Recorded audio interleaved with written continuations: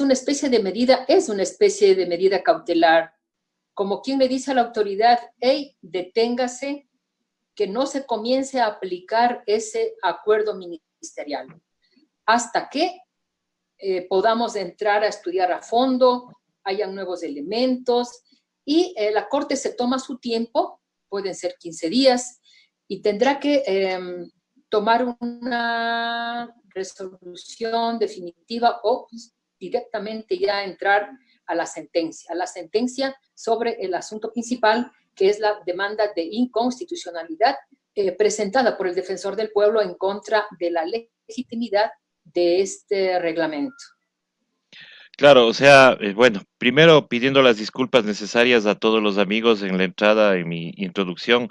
Al parecer estábamos cortados del audio, pero ya hemos arreglado ese problemita pasándonos a otra IP, porque siempre nos hacen esta, siempre nos tratan de cortar el audio al principio, pero ya sabemos por dónde salir. Sí, es la preocupación, o sea, esto puede retomarse luego, pero ¿qué acciones podríamos tomar nosotros como ciudadanía, estimada Guin? Bueno, pese a ser una medida temporal, es una medida muy importante y muy oportuna, porque la Corte ha estimado que debido a los derechos humanos que se lesionarían con la aplicación del reglamento, lo ha puesto en un lugar de prioridad, lo ha priorizado por encima de otras causas y ha decidido esta sala ponerle esa suspensión temporal. Ahora, vale mencionar que hay varias demandas de inconstitucionalidad y informes de amicus curiae presentados en contra de este reglamento en las diferentes salas de la Corte. Por lo tanto, estamos viendo que hay una reacción de la población frente al reglamento. Si bien no se ha podido manifestar públicamente esa reacción debido al estado de salubridad en que se encuentra la gente que no puede salir a manifestarse, y por el estado de emergencia que fue nuevamente renovado, es decir, se dictaron 60 días más de estado de emergencia, lo cual realmente no se podía hacer. La Constitución permite 30 días más si es que las causas persisten. Entonces, esto todo repercute en la posibilidad de manifestarnos en contra de estas políticas del gobierno. Sin embargo, yo le digo que estamos actuando sobre esto. Nuestra organización, Arcilla Libertaria, Mujeres por la Democracia, está por presentar hoy un amicus curiae. Y le voy a dar un ejemplo de lo que pasó en el año 92, Armando, y para que la población sepa. En el 92, durante el gobierno de Sixto Durán Ballén, se dictó un decreto para que las Fuerzas Armadas y la policía salgan y detengan a delincuentes, narcotraficantes, etcétera, etcétera, porque supuestamente había una ola de esto. Estas personas en una acción conjunta, digamos, estos militares y policía entraron a un barrio en Guayaquil y acribillaron a 3 personas que estaban en sus casas junto con sus esposas y sus hijos sin mediar nada más que su decisión y su subjetividad para tomar esa decisión. Pensaron y se equivocaron que ellos estaban en estas actividades ilícitas. Este caso fue llevado a la Corte Interamericana y el Estado tuvo que pagar ingentes sumas de dinero porque hubo una extralimitación en el uso de la fuerza. Eso es lo que queremos que vuelva a pasar, pero en relación a las manifestaciones, porque da lugar a eso. Es muy subjetivo que en ese momento personal, además armado, que no tiene el entrenamiento, que no tiene la autoridad para tomar una decisión sobre si algo es ilícito o no, un acto es ilícito o no, que en ese momento dispare y pueda lesionar o matar. Es sumamente peligroso. Y tenemos ya pronunciamientos a nivel internacional sobre esto, que Berenice les puede mencionar. Por favor, a ver si nos puede ayudar, doña Berenice. Sí, quisiera referir que, bueno, tengo un poco de lío con este, Sí, así le veo. discúlpeme. Ay, es mi lío realmente. Bueno, quisiera hacer referencia, y Gaine lo ha mencionado ya, esta resolución en el caso Zambrano Vélez, donde la corte, digamos, interamericana y también la Corte Internacional han señalado que el Estado ecuatoriano ha violado una serie de derechos, sobre todo al irrumpir las Fuerzas Armadas con violencia, cuando esa no es su función. O sea, esa es una función de la policía y no precisamente de las Fuerzas Armadas. Las Fuerzas Armadas tienen otro rol, así lo preceptúa la Constitución de la República. Está claramente definido en la Constitución que es la defensa de la seguridad, la seguridad del Estado ecuatoriano, la seguridad frente a posibles invasiones externas y más. Las Fuerzas Armadas no tienen por qué intervenir en ningún asunto interno en el país para controlar el orden o la seguridad. Ese es un papel exclusivo de la policía. Y en este sentido decía que se han pronunciado ya importantes jurisdicciones internacionales respecto de cuál es el rol de las Fuerzas Armadas y cuál es el rol de la policía. De manera puntual, tenemos un pronunciamiento de la Alta Comisionada para los Derechos Humanos, ACNUD. Esta oficina regional emite precisamente su pronunciamiento en relación concreta y puntual al Acuerdo Ministerial 179. Ha señalado que la participación de las Fuerzas Armadas en las tareas de control del orden público no es idóneo porque tienen una tarea distinta. La defensa nacional, las Fuerzas Armadas siguen otra lógica y entrenamiento para vencer al enemigo. Esto quisiera puntualizar, para vencer al enemigo. Son entrenados para preservar el orden público, la Policía Nacional.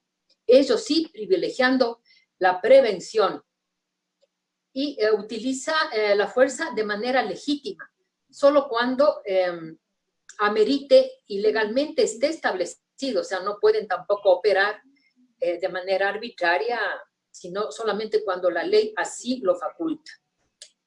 Adicionalmente, este alto organismo de derechos humanos, con ámbito regional para América, advierte que la presencia de los militares en la seguridad pública puede exacerbar la violencia, es decir, generar una escalada mayor de violencia frente a la población civil que indudablemente correría grave peligro. Entonces, cabe nuevamente recalcar que los militares además deben estar supeditados a las autoridades civiles. Así lo han señalado de manera expresa relatores también especiales sobre derechos humanos y de manera particular el relator sobre los derechos de asociación y reunión pacífica sobre las ejecuciones sumarias o arbitrarias. Y han señalado, si me permite de manera textual, dado el interés social imperativo que tiene el ejercicio de los derechos involucrados en los contextos de protesta o manifestación pública para la vida democrática, la Comisión considera que en este ámbito específico esas razones adquieren mayor fuerza para que se excluya la participación de los militares y las Fuerzas Armadas en dicho control. En este mismo sentido, se ha pronunciado la Corte Interamericana. Ellos tienen fijados parámetros, o digamos así, protocolos específicos de cuándo utilizarse la fuerza y bajo qué parámetros, pero insisto, esa es, en este ámbito, potestad de la policía y no de las Fuerzas Armadas. Claro, eso habíamos dicho que las Fuerzas Armadas, en este caso el señor ministro Osvaldo Jarrín, él estaba arrogándose funciones, porque no son funciones de los militares. Ahora, como digo, queda la preocupación de cuándo esto va a retomarse, porque lo que se debe pedir es la derogatoria, no solamente la suspensión, es así. Eso estamos pidiendo, pero la suspensión es una medida temporal hasta que la Corte resuelva sobre el decreto, el acuerdo el acuerdo ministerial. Ahora, hay una cosa también importante que el ministro Osvaldo Jarrín debería conocer cuáles son los límites de su potestad. Para eso se le paga. Él no puede contravenir la Constitución, los instrumentos internacionales y la ley. Está obedeciendo a, no sé a qué mandatos, a qué políticas foráneas, porque no se está ciñendo a lo que dice nuestro marco legal y constitucional. Por ejemplo, el principio de tipicidad, que significa que, para que se entienda, que todo acto debe estar previamente tipificado, definido en nuestro Código Penal antes de que se vuelva un delito o una prohibición, ¿no es cierto? O sea, no hay ley, no hay sanción si es que no hay ley. Y no puede haber ley si no ha sido previamente determinado así en nuestro ordenamiento legal. Él está pretendiendo hacer de las manifestaciones, protestas y reuniones un delito. Está yéndose por completo en contra del principio de tipicidad. ¿Usted sabe desde cuándo está en nuestra legislación ese principio? Desde 1837. Entonces yo digo, ¿qué pasa, señor ministro? ¿Qué pasa, ministra Romo, que antes estaba vinculada a los derechos humanos? ¿Cómo es posible que se vayan por encima de principios elementales? El principio de legalidad, de que la Constitución es lo primero que está por encima de todos nuestros ordenamientos. Hay una pirámide y en el tope de la pirámide, ahí está la Constitución. Eso nos enseñan en primer año de Derecho. Entonces, claro, yo no creo que ignore esto el ministro Osvaldo Jarrín, porque este reglamento, yo he contado, por lo menos contraviene unos 12 a 15, por lo menos, 12 a 15 preceptos constitucionales. No sé cuántos preceptos en el nivel internacional de los instrumentos internacionales que son parte de nuestro ordenamiento legal. Ahí también viola varios de ellos, tales así que, como acaba de mencionar Berenice, la alta comisionada ha emitido un pronunciamiento demostrando una alta preocupación, la alta comisionada de los derechos humanos. Y no se diga, si es que se ejecuta el reglamento, todos los militares involucrados en su aplicación, aunque no, inclusive aunque no lesionen a alguien o causen la muerte, ellos van a ser juzgados porque son actos antijurídicos que vician absolutamente todo el reglamento y quedaría en la nulidad.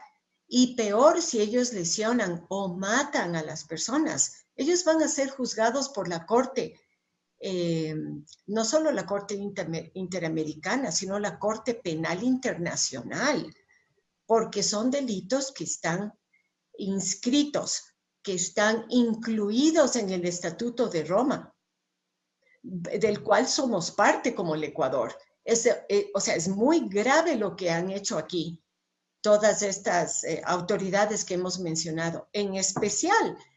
Y yo le pongo un ejemplo. En Estados Unidos, cuando hace poco Trump dijo que salgan las fuerzas militares a repeler a los manifestantes, ¿usted sabe lo que los militares hicieron? Ellos se negaron. Le dijeron a Trump que ellos se niegan, que ellos no van a salir a las calles. Yo pregunto, ¿qué dicen nuestros militares sobre esto? ¿Están dispuestos a salir a la calle a matar a la gente? ¿Están de acuerdo con violar los derechos humanos? ¿No les preocupa la responsabilidad penal en que van a incurrir ellos? Por más que les pongan buenos abogados, no va a haber cómo. O sea, el cumplir órdenes superiores no exime de responsabilidades penales, dice nuestra Constitución. Y también lo dice el Estatuto de Roma. Así que cuidado con los militares. Pero yo sí espero además una toma de conciencia y una ética por parte de ellos. Esas no son sus funciones. Es como que mañana vienen donde usted y le dicen, ¿sabe qué? Usted tiene que venir a operar a alguien. Usted va a decir, no, pues No, yo soy pues, comunicador, ¿yo cómo puedo ujú. operar? No, me niego. No, no importa, no le va a pasar nada, nadie va a saber. O sea, no se puede dar eso. Exactamente, no se puede dar esto, pero solo en este país y con estos ministros que hoy nos gobiernan, pues tenemos este tipo de cosas que nos tienen discutiendo, cosas que deberían ser obvias, como el hecho del respeto a los derechos humanos. Berenice, este pronunciamiento de la Corte Constitucional, por más suspensión que sea, ¿no debería la Asamblea Nacional pedirle también explicaciones al ministro de Defensa? Y no sé, pues un planteamiento también de un juicio político, porque él no está cumpliendo sus funciones, pues y está poniendo en riesgo la vida de los ecuatorianos. Am, como le decía, esa suspensión, si bien es temporal, pero la Corte tiene que resolver.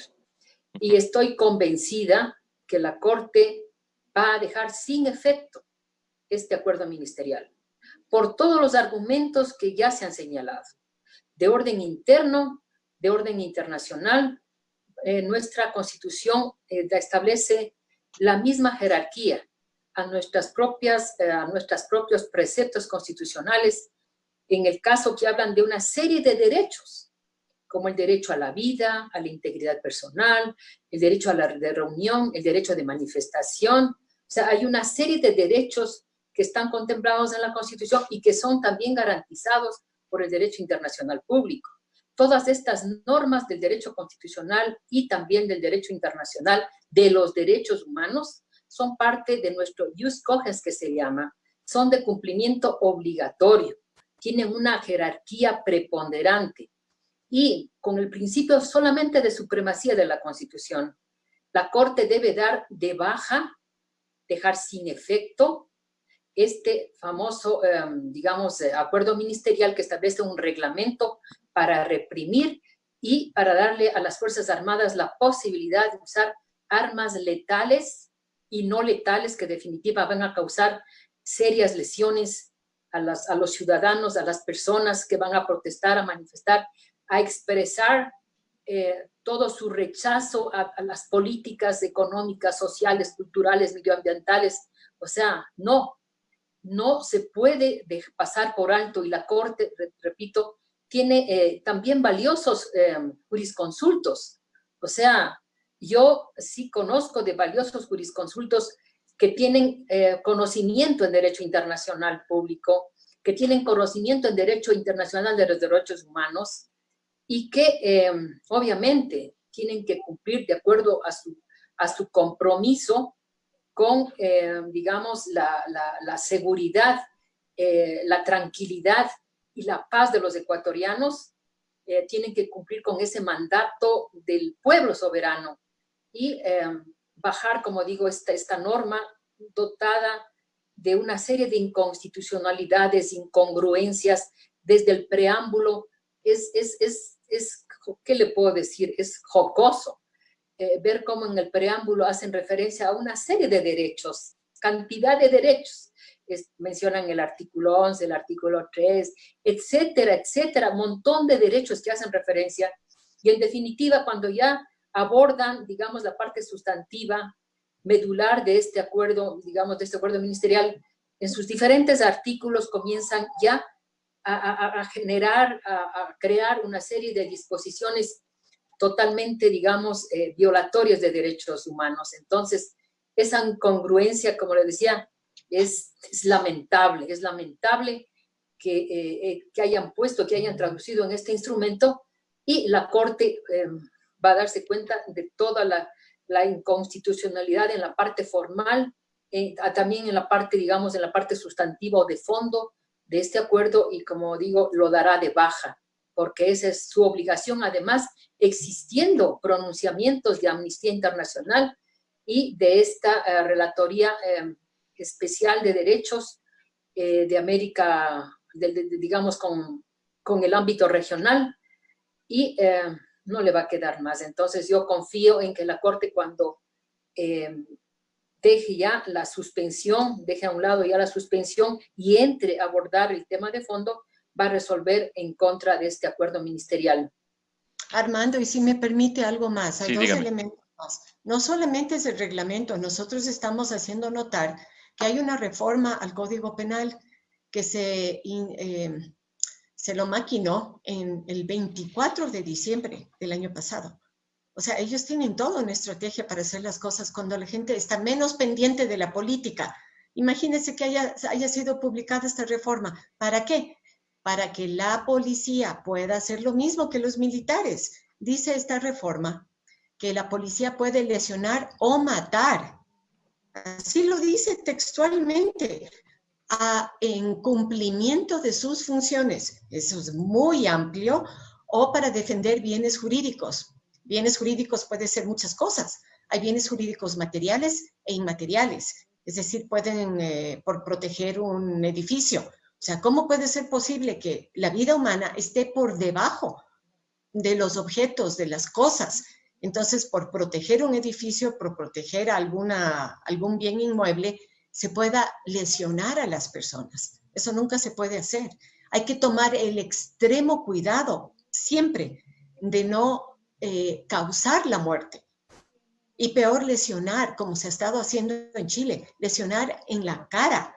Bueno, y así hizo acá también en octubre, ¿no? En octubre también tuvimos. Aquí, pero imagínense, en Chile fue una cosa espeluznante, que todavía estamos esperando que aquí nunca se den esos grados de violencia. Y adicionalmente, el marco legal, o sea, la política de defensa del Estado ecuatoriano está contenida en el Libro Blanco. Y en el Libro Blanco, en algunos de sus párrafos, y por esto lo podemos abundar un poco más en una próxima entrevista, dice claramente que vamos a entrar en momentos, o sea, ellos ya sabían todas las medidas neoliberales que iban a tomar, vamos a entrar en momentos de muchas protestas sociales y que esto puede llevar a que exista,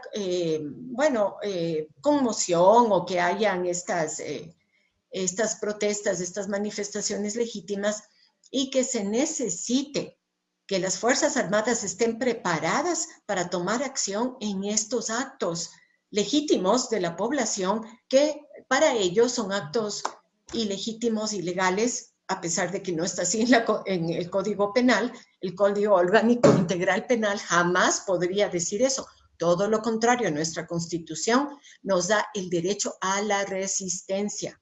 Entonces tenemos este reglamento, tenemos la reforma al Código Penal para que la policía pueda hacer esto, y tenemos el Libro Blanco. El Libro Blanco no fue actualizado, fue dejado de lado durante todo el periodo anterior del gobierno de Correa, y en el 2014 se expidió un manual sobre el uso de la fuerza. Ese manual se enmarca dentro de los derechos humanos, porque la única manera de limitar el abuso de autoridad es remitiéndote a los derechos humanos, respetando ese es tu marco, esa es tu línea roja.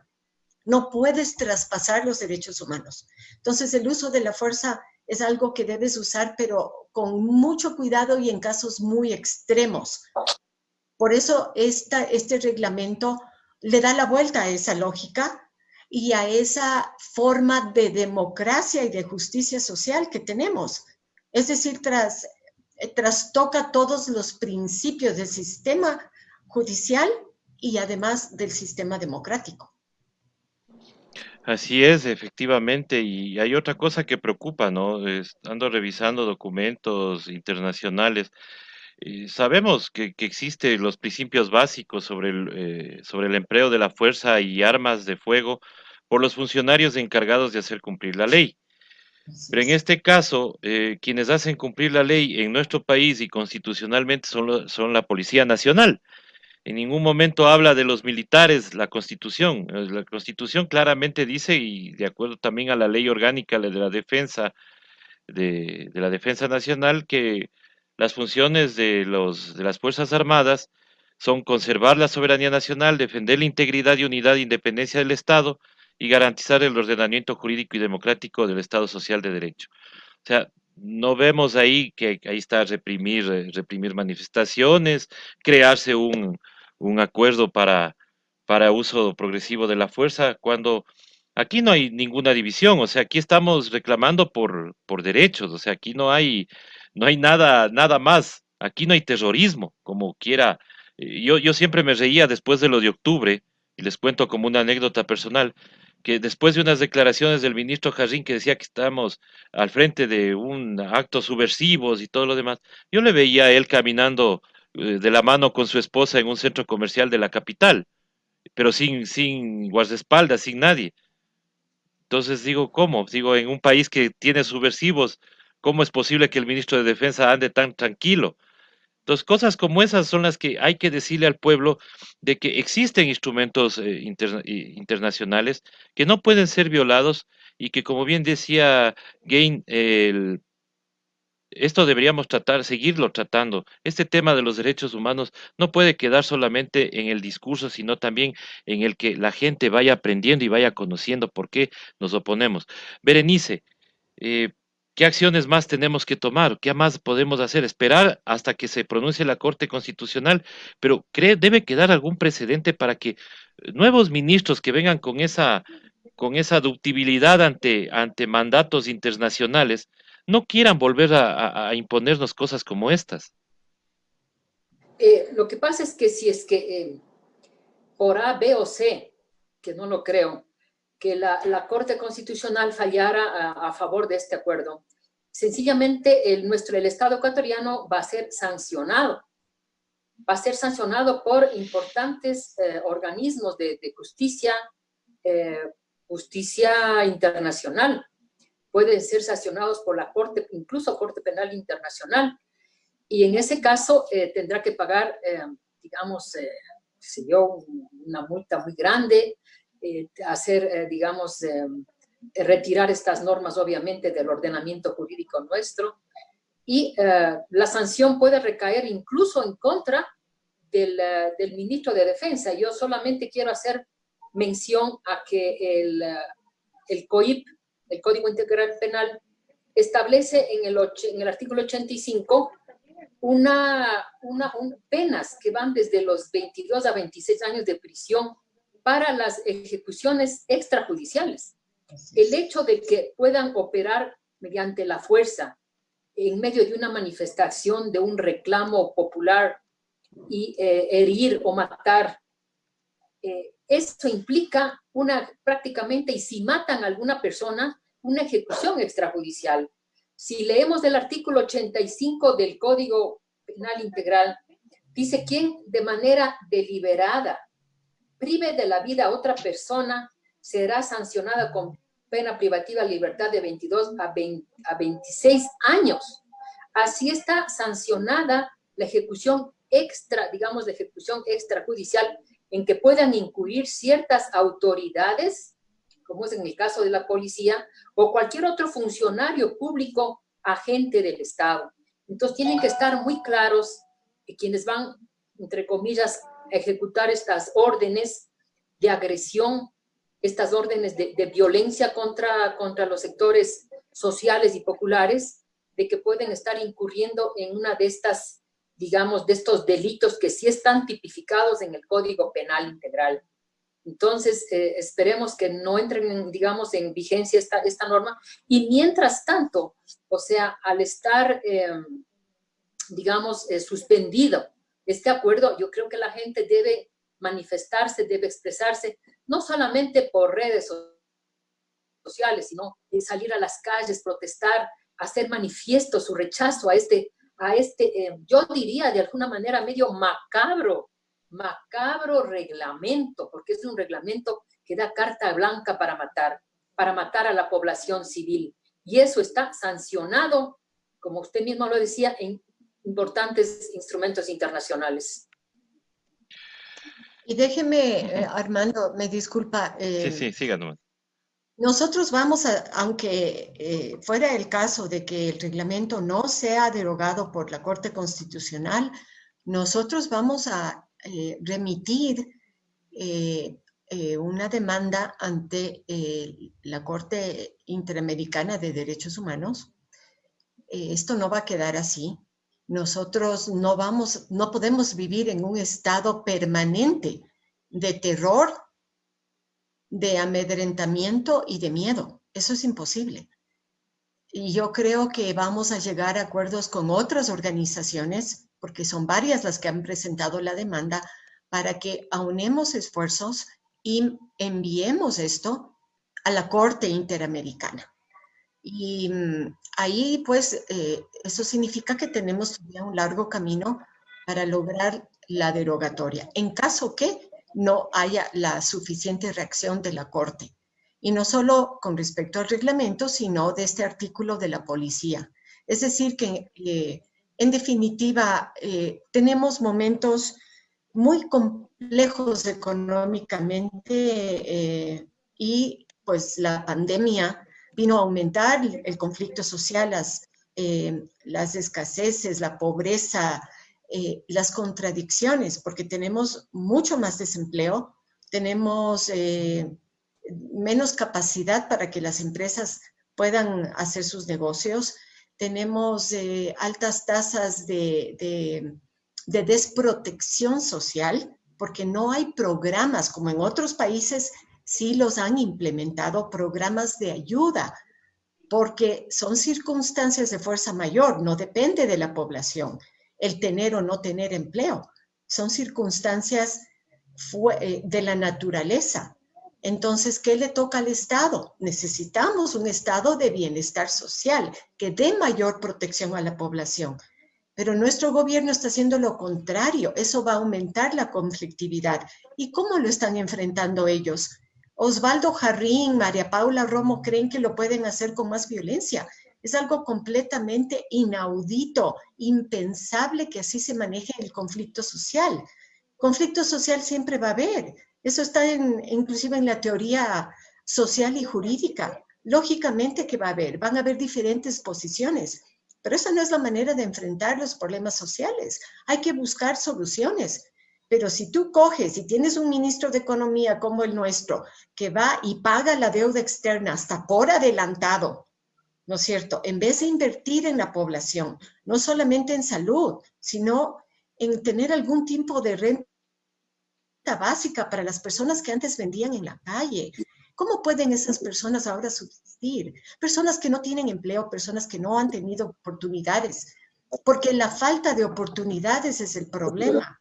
Es evitar el Estado. Ok, quisiera agregar una cuestión en torno de en qué momento se lanza este malhadado acuerdo.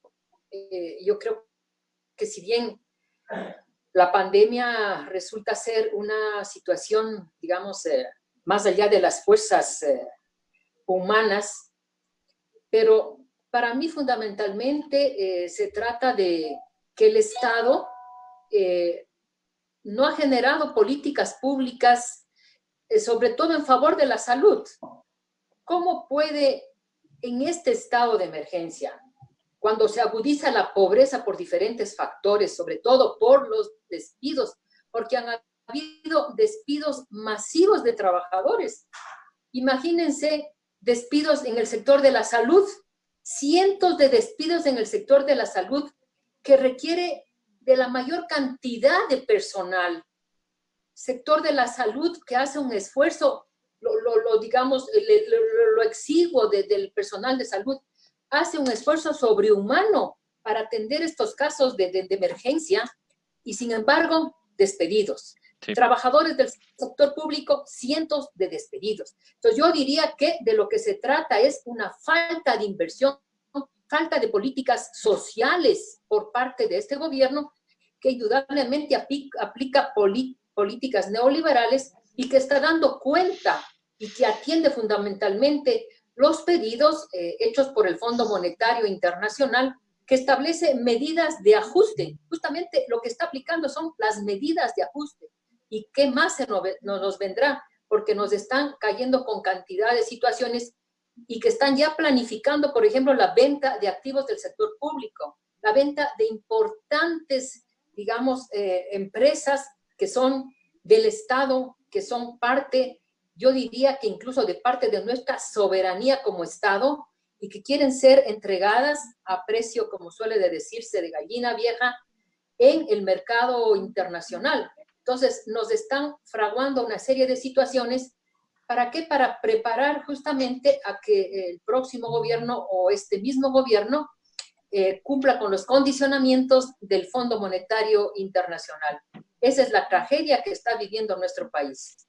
La tragedia que vive el país, que justo, y me permiten hacer un paréntesis aquí para comunicar a todas las personas que ha salido un comunicado oficial del municipio de Quito en donde habla la empresa municipal de agua potable de que muchos empleados de primera línea, en este caso de servicio al cliente, han dado positivo en COVID-19, por lo tanto cierran la atención al público en el edificio matriz donde funciona servicio al cliente.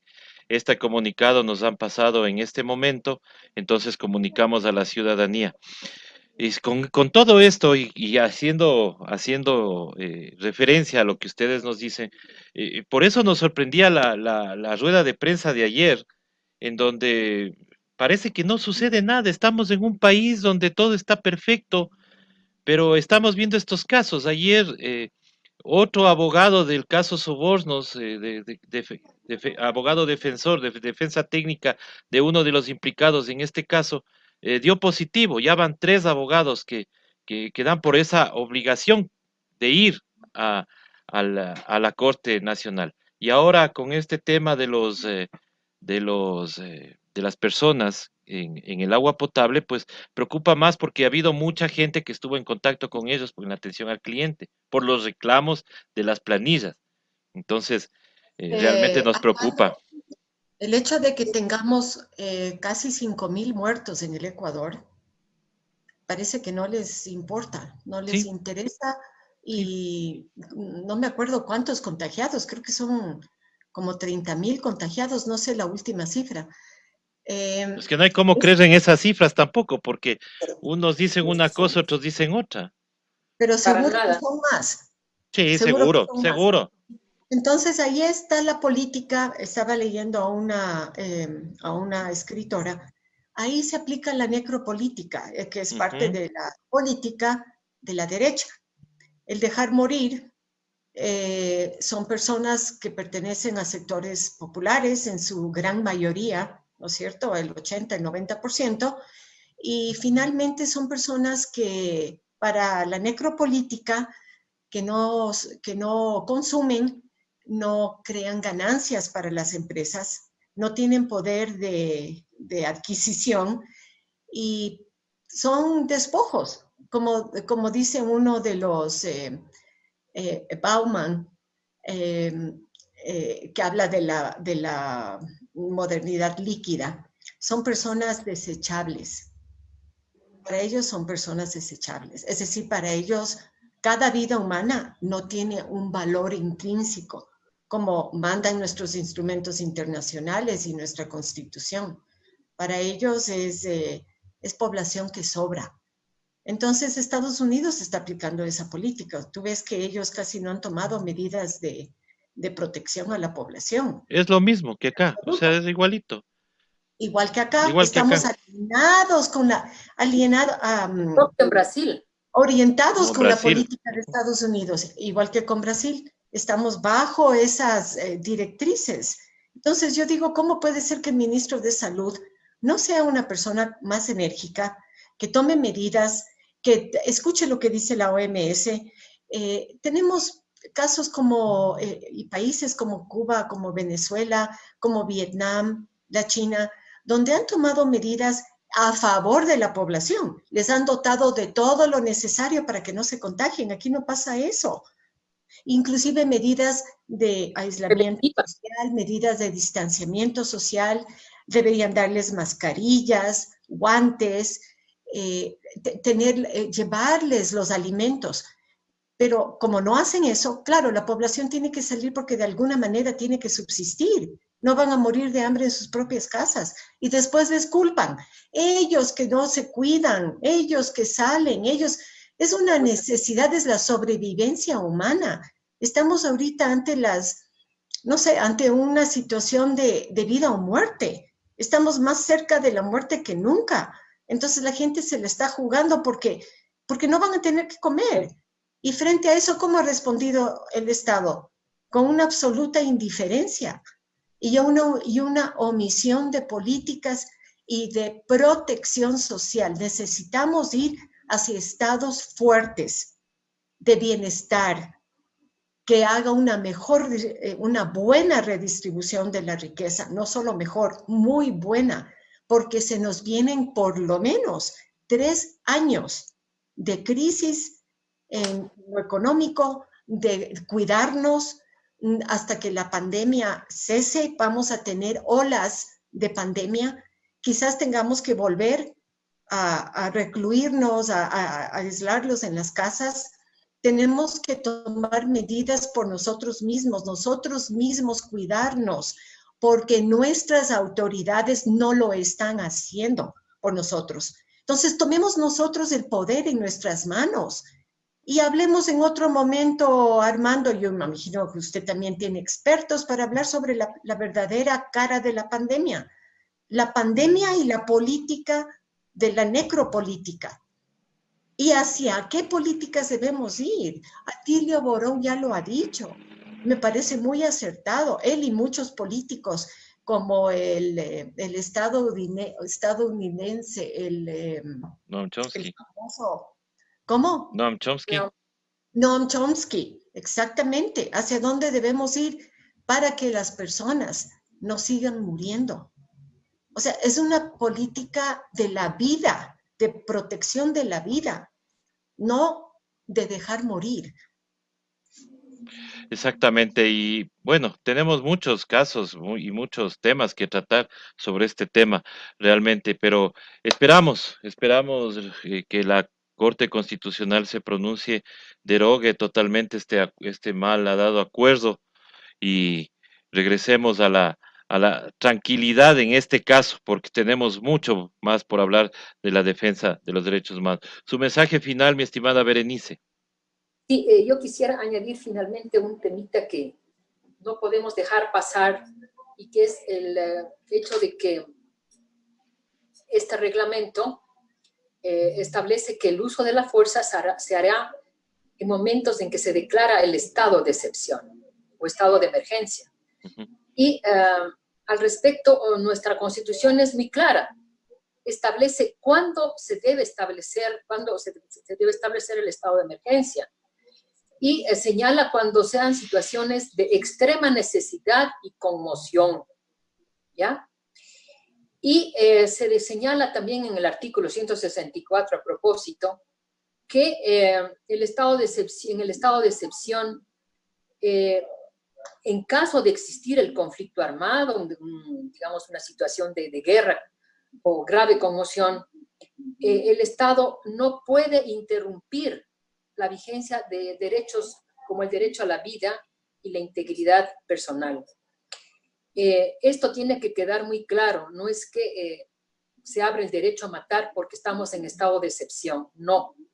Hay una serie de pronunciamientos también en el ámbito internacional sobre cómo se debe entender el estado de emergencia, porque desgraciadamente en este reglamento se está haciendo como un uso, digamos, intensivo o hacer una interpretación antojadiza de lo que es el estado de emergencia. Y entonces, para aplicar justamente y cortar la posibilidad de que la gente exprese su derecho a la resistencia, su libertad de pensamiento, su libertad de movilización y de participación en la vida social y política de nuestro país. Entonces, eso quería yo referir, porque el hecho de que ahora estamos en estado de excepción o estado de emergencia no tiene que, digamos, restringir nuestra participación, porque, repito, las Fuerzas Armadas tienen límites en su accionar, que está en la Constitución y en instrumentos internacionales. Exactamente. Su mensaje final, Gain. Bueno, que tenemos que reaccionar, tenemos que salir a manifestarnos, tenemos que tomar en serio lo que nos está pasando. No porque no se haya aplicado aún el reglamento, no significa que no se van a producir grandes violaciones a los derechos humanos. Tenemos que más bien ampliar y avanzar en los derechos humanos y no retroceder. El pedido es para la Corte. Yo creo que la Corte está en conocimiento, están avisados de todo lo que puede pasar. esperamos una reacción favorable. El pedido es para las Fuerzas Armadas. El ministro él ya tiene su forma de pensar, pero creo que las Fuerzas Armadas, las Fuerzas Aéreas, Marítimas, el Ejército, quienes son los jefes de cada una de esos brazos de las Fuerzas Armadas, deben decirnos lo que están pensando. A mí me gustaría saber si ellos quieren salir a reprimir y a matar a la población. Quisiéramos saber qué dice la policía con respecto a salir a lesionar y matar a la población. Yo me imagino que eso también es una reacción que debemos medir y esperar que no lo hagan. Si en el mismo imperio, digamos en el mismo Estados Unidos, los militares se negaron a participar en la represión de la población, no se diga aquí. Aquí debemos reaccionar. Entonces, mi pedido es eso, ¿no? Que hagamos un llamado a todas estas autoridades para que reflexionen en lo que están haciendo, porque no creo que el gobierno pueda, o sea, el odio hacia la población ecuatoriana de parte del gobierno se está manifestando, es evidente. Porque no lo veo de otra manera, querer matar a la población. Entonces eso no podemos nosotros permitir como pueblo, como organizaciones y como personas individuales. Así que vamos a estar nosotros como Arcilla Libertaria, como Mujeres por la Democracia, Acción Nacional por la Vida también está involucrado en este amicus y en todas nuestras acciones para hacer llamados para poder tomar acciones en el futuro y poder manifestar. Y cuenten con nosotros, con el espacio, obviamente, aquí en este medio digital, porque esto es lo que nos interesa que el pueblo conozca. Quiero agradecer a Game Villagómez, Berenice Polit, por haber estado con nosotros en esta entrevista. Yo le dije 30 minutos, pero como es tan amplio el tema, vea, ya nos fuimos más de 45 y podríamos irnos más.